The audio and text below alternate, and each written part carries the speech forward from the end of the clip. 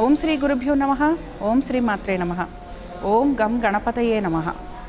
ఈరోజండి June 1వ తారీఖు చెప్పిన విధంగానే శ్రీశక్తి పీఠంలో మేము పూజాది కార్యక్రమాలు నిర్వహించడానికి ఇక్కడ రెడీగా ఉన్నాము.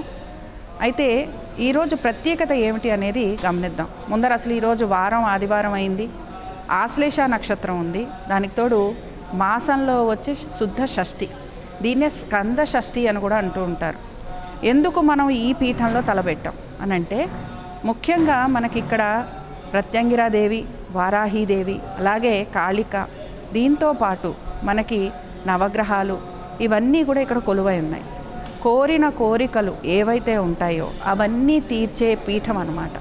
మీరు ఒకసారి కనుక వస్తే తిరిగి మళ్ళీ వస్తూ ఉంటారు, అంత అద్భుతంగా ఉంటుంది. ముఖ్యంగా ఇక్కడ సిద్ధేశ్వరానంద స్వామి వారు ఉండటం, అలాగే మాతాజీ వారు ఉండటం, వారు ప్రతి వారిని అనుగ్రహించటం మంత్రోపదేశాలతోటి, దాంతోపాటు వారి యొక్క ఆలోచన నలుగురికి మంచి జరగాలి, వారికి ఎటువంటి ఇబ్బందులు ఉన్నా అవన్నీ కూడా తొలగిపోవాలి. అలాగే మనం ఇప్పుడు కనుక గమనిస్తే ముఖ్యంగా కుజుడు మారుతున్నాడు జాతకపరంగా, అలాగే రాహుకేతువులు కూడా మొన్న మారారు. ఎవరికైతే ముఖ్యంగా సర్పదోషాలు ఉంటాయో, అలాగే పితృదోషాలు ఉంటాయో, దీంతో పాటు ఎటువంటి కళత్ర దోషాలు ఉన్నా, వీటన్నిటికీ కూడా కారణం ఏమిటి అంటే రాహుకేతువులు. రాహుకేతువుల మధ్యలో చాలా గ్రహాలు ఉన్నప్పుడు, లేకపోతే విపరీతమైన కుజదోషం ఉన్నా, ఇలాంటి దోషాలు తొలగాలి అని అంటే మన కార్యక్రమం ఏదైతే ఇవాళ మనం చేస్తున్నామో కాలసర్పదోషం నివారణ, అలాగే నవనాగ శాంతి, దీంతోపాటు శూలిని దుర్గ, ఇవి చేయటం వలన మనకి అమ్మవార్ల అనుగ్రహం కలిగి రాహుకేతు దోష నివారణ అనేది కలుగుతూ ఉంటుంది. సరే, ముఖ్యంగా ఈరోజు స్కంద షష్ఠికి ఉన్న ప్రత్యేకత అందరికీ తెలుసు. సుబ్రహ్మణ్య స్వామి ఆరాధన చేస్తూ ఉంటాం. రాహుకేతువుల వాటి గ్రహాల మనకు అనుగ్రహం కావాలి అని అంటే సుబ్రహ్మణ్య స్వామి ఆరాధన చేయటం అనేది కనపడుతూ ఉంటుంది.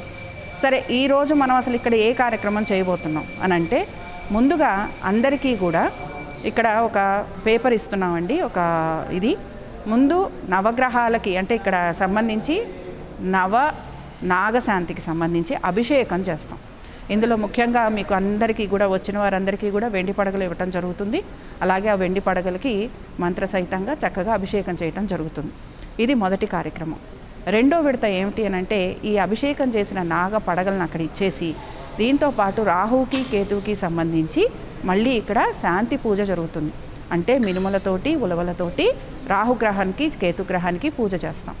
ఇంకా మూడోది ఏమిటి అని అంటే, కిందకి వెళ్ళి అక్కడ మనం హోమం చేసుకుంటాము శూలిని దుర్గకి సంబంధించి, అలాగే సుబ్రహ్మణ్య స్వామి సహితంగా. కాబట్టి ఇదంతా జరిగిన తర్వాత ప్రసాదం ఇవ్వటం జరుగుతుంది. అలాగే ముఖ్యంగా ఇక్కడికి వచ్చి చేసుకుంటున్న వారు చాలా అదృష్టవంతులు. ఎందుకంటే మనకి ఒక మాట చెప్తూ ఉంటారండి, చాలామంది ఏమంటూ ఉంటారంటే, మనం ఎన్నో రకాల పూజలు చేసుకుంటున్నాం, ఎన్నో రకాల పరిహారాలు చేసుకుంటున్నాం, అయినా మనకి ఫలితం రావట్లేదు అని అంటూ ఉంటారు.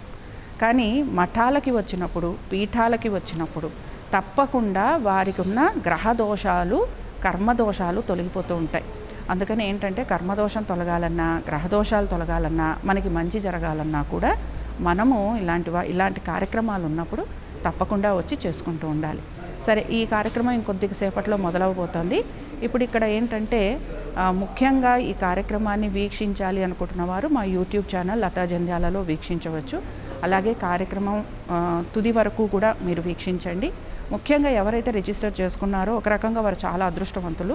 ఎందుకంటే వారికి తెలియకుండానే వారు ముఖ్యంగా సుబ్రహ్మణ్య స్వామికి ప్రీతిపాత్రులు అవుతున్నారు. వారికి ఎటువంటి దోషాలున్న సంతాన భాగ్యం లేని వాళ్ళు ఉంటారు, సంతాన నష్టం కలుగుతున్న వారు ఉంటారు, చదువు పరంగా విద్యార్థులు ఇబ్బందులు పడుతున్న వారు ఉంటారు. ఇలాంటి వారందరికీ కూడా మంచి జరుగుతుంది, వీక్షించిన వారికి కూడా మంచి జరుగుతుంది. ఎందుకంటే ఇందాకే నేను చెప్పినట్టు మఠాలలో పీఠాలలో జరిగే పూజాది కార్యక్రమాలు ఏవైతే ఉంటాయో ఇవి అద్భుతంగా ఫలితాలను ఇస్తూ ఉంటాయి. కాబట్టి ఏంటంటే మీ అందరికీ వీక్షించే వారికి కూడా మంచి జరగాలని ఆశిస్తూ స్వస్తి.